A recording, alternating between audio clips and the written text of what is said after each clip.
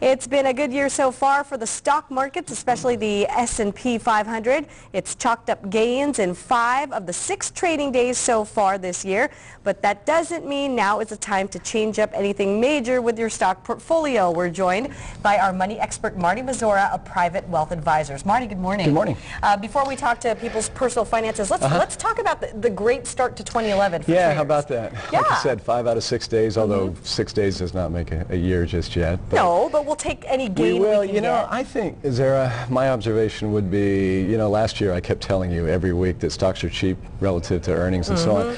The longer that keeps on, the more I think you have pent-up demand. If earnings hold up, and the stocks really can't stay at these levels. So we're about to enter earnings season for the fourth quarter. The actual expectations were ratcheted down noticeably. So it'll be interesting to see. There's not great expectations, believe it or not, for fourth quarter earnings, which means they could come in better than expected, which I could offer a case that's fairly optimistic. Okay, so it's kind of like you're setting the bar really low, so any type of gain is going to be good. Yeah, exactly. And you wanted to talk a little bit about people's portfolios. I thought it'd be a good time of the year because people right now are looking at their 401k statements and mutual funds, for example, that had lots of exposure to financials, which was just horrendous last year, or material stocks. They're going to look at those funds and say, oh my gosh, it says the S&P was barely down and my fund's down 12%, so I better sell. That's kind of the knee-jerk reaction. We seem to think that whatever's happening right now is going to happen forever.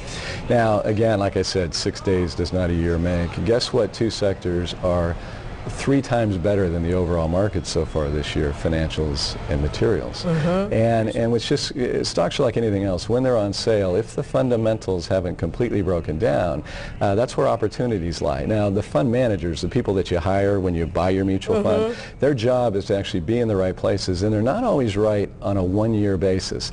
And I would also encourage people to look back and think about why you bought that fund to begin with, probably because it was a real good fund in one year.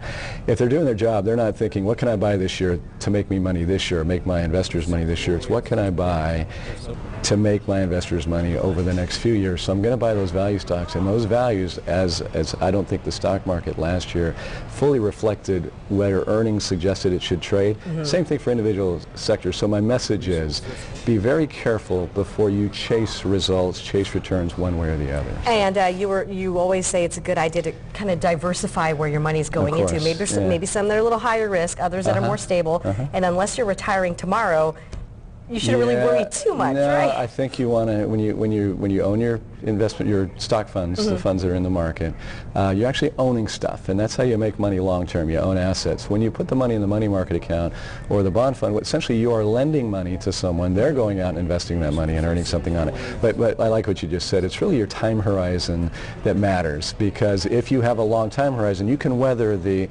cyclical ups and downs. If you're going to retire tomorrow and you're betting on having that much in your portfolio, then you're at a great deal of risk if you have a lot of money in stock. All right, there you go. You can go to our website, cbs47.tv, to read Marty's blog. Look under the financial alert for that. Marty, thank you.